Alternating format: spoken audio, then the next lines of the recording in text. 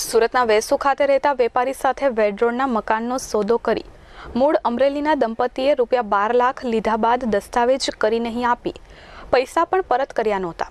એટલું જ નહીં, વેપારીને દંપતીએ છેડતી અને બળાત્કારના કેસમાં ફસાવી દેવાની ધમકી આપી હતી। આ મામલે કતારગામ પોલીસ મથકમાં ફરિયાદ નોંધાઈ છે।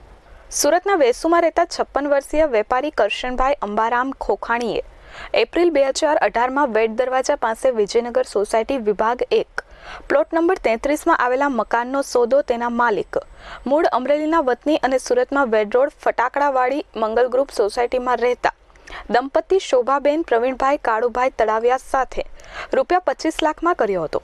જોકે મકાન પર બેંકની હોમ લોન ચાલુ હોય દંપતીએ બાકી હપ્તા ભરાઈ જાય પછી 4 માસ બાદ દસ્તાવેજ કરી આપવાની બાહેંધરી આપી હતી।